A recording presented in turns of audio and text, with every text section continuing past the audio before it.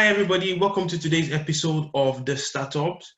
This is a program designed to help aspiring and budding entrepreneurs to equip them with the right tools and skills to build sustainable businesses that will provide the jobs for tomorrow. Here with us today is Valerie Gezi. Valerie Gezi is a serial entrepreneur. She is a digital marketing expert, and she's going to be coming on the show today just to give us some pointers on how to actually use social media platforms to reach out to our target audience. I think these are some of the, and answer some of the ongoing questions that entrepreneurs have in their mind about how to use social media. Is social media a waste of time? And some of the pitfalls that we as entrepreneurs were falling into in the past that has reduced the return on our investment. So without further ado, Valerie, how you doing? All right, thank you. And yourself?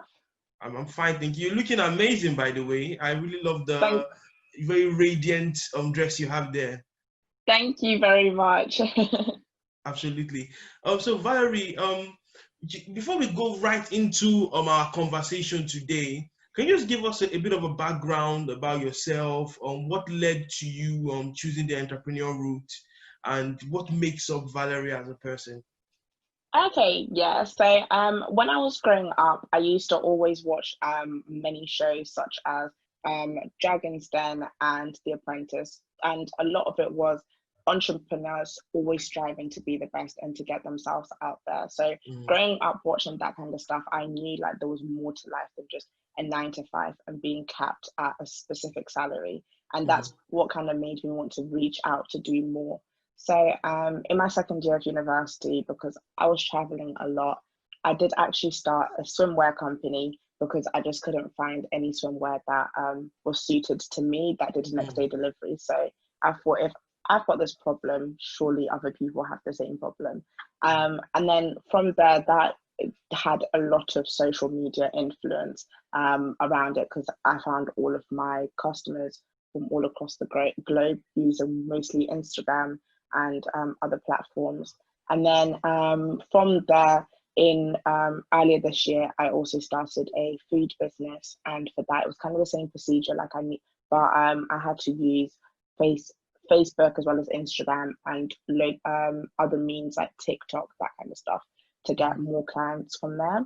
And then now, a lot of people are always asking me, how do I do this? How do I do this? I'm seeing you've got themes on your Instagram. I'm seeing you've got a lot of content creation. How do I do it? So I decided to become a digital marketer just to help other people out there to actually get that all of these tools readily available to them. That's really amazing. So, I mean, what I'm hearing there is that your drive towards entrepreneurship actually started from some of the problems that you identified. So you identified that, okay, you're an avid traveler, like most females I know. I know you guys don't play with your holidays at all. And that's really not at all. that's really amazing. But you then discovered that, hey, I don't really get the service I really want, especially when it comes to buying swimsuits. And I think the focus was on next day delivery, and from there you started up a business from there as well.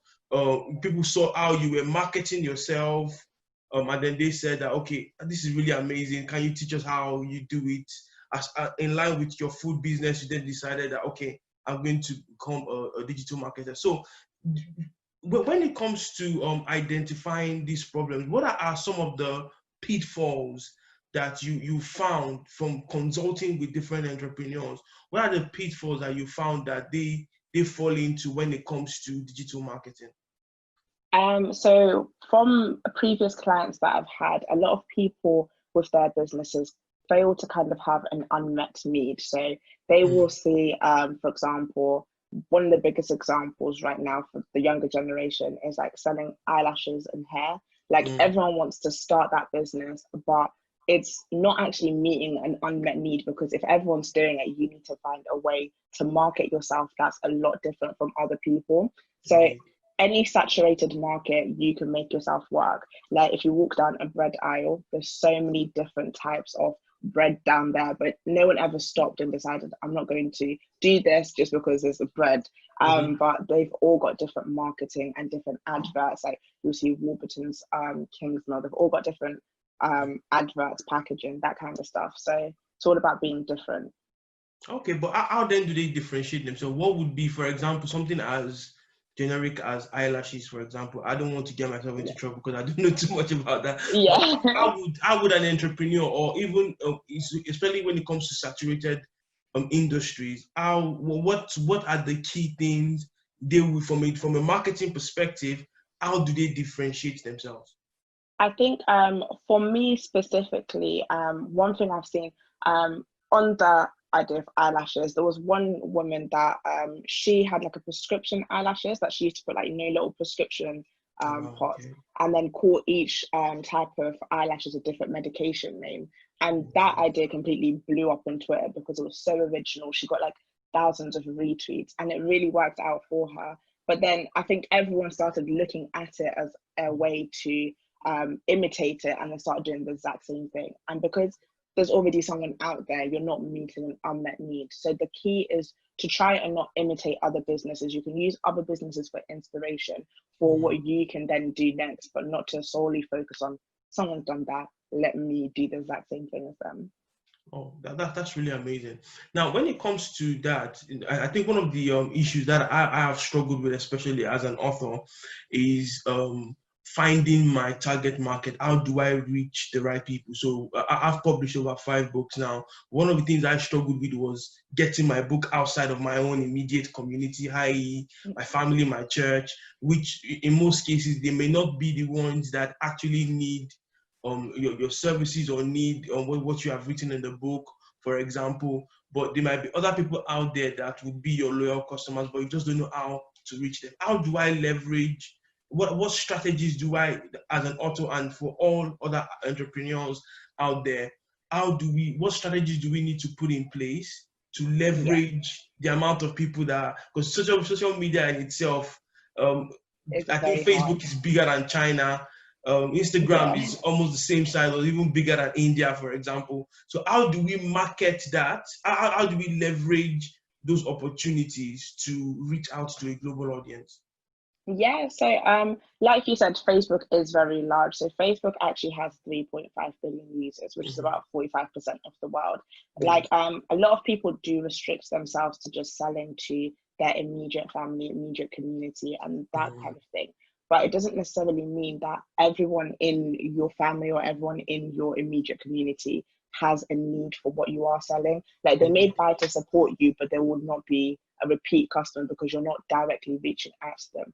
So I believe with every brand, you need to create a brand story and you need to identify who do you think is like going to read this, create a brand person. So for you as an author, I assume you would have written books about your life journey and yourself and how you overcame them.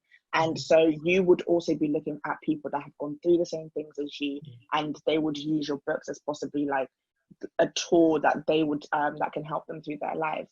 So on Facebook, you can actually create an audience. There's a thing called Facebook Blueprint that actually teaches you how to market your business, how to create adverts, how to use all of these little things. It doesn't necessarily tell you how to create an audience, but it's like it narrows your demographics down to like, is it males you feel like will attract? Is it females? What kind of keywords do they normally search up? Like if someone's searching up food a lot, you would obviously want it to, for someone who searches up food, to see your food business more than someone who searches up just clothes, because they would have no interest for that thing. So it's just about narrowing down who your demographic is and creating that brand story so it can really attach that person. That's amazing. And one of the experiences I've had when it comes to using Facebook and Instagram marketing is spam users. So how do I prevent the majority of my ad campaign going to spam users and then wasting my money? How do I do that? So with like spam users, it takes about 9 times for someone to see one advert for them to Yeah. actually click on it. So Mhm. you are better off narrowing it down so much so that your audience is only, let's say, 2,000 people, like you'll only reach 2,000 people. But if you're spending £15 on it to see 2,000 people, they're going to see it multiple times on their feed to the point where like you ambush them so much that they're going to click on it. Whereas if you do a reach of like maybe 20,000 people, they're only going to see it once. It can go out to people that are going to be like spam customers that will never actually buy anything. So you need to really narrow it down to the age, the location, all of that, not just a broad location. That way you can target who you need more. So less is more, basically.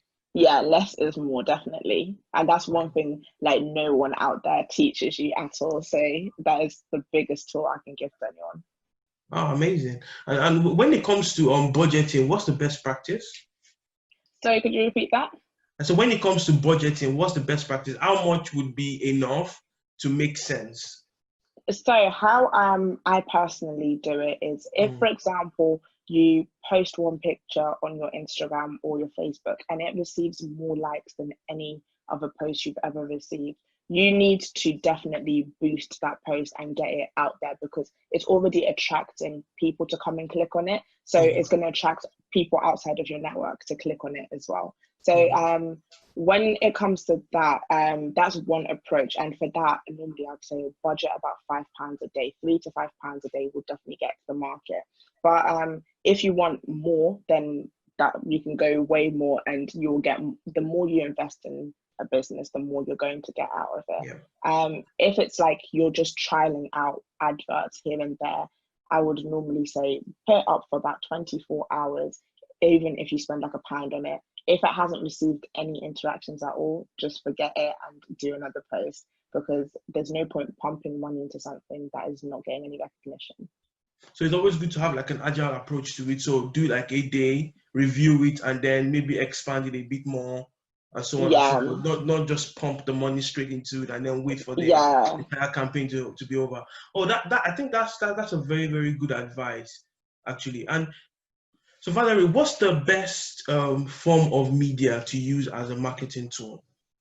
So one thing I would highly recommend is always use moving images. So you're better off either using even an image that pops out at you and has an animation on there, because the average person's attention span only works for the first like 7 seconds. The first one like second, you really have to grab them on that. So use color, use anything that pops out at you, and anything still, someone will just scroll straight past it. So really grab someone's attention in the first 1 second.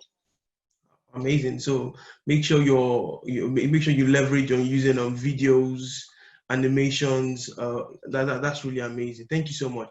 And but what are the other forms of social marketing, like apart from the conventional ones like Facebook, Instagram, TikTok? What are the other social media platforms that you can leverage to reach out to your audience? I would definitely recommend LinkedIn, because that I would recommend for more like business to business or clients, business to client type of marketing. So if you run like a coaching business, that kind of stuff, you're more likely to find a very serious clients on LinkedIn. So that is one thing that a lot of people don't actually realize, that you can actually sell it yourself on LinkedIn. There is also, like I've mentioned, Snapchat, Instagram, there's Twitter as well.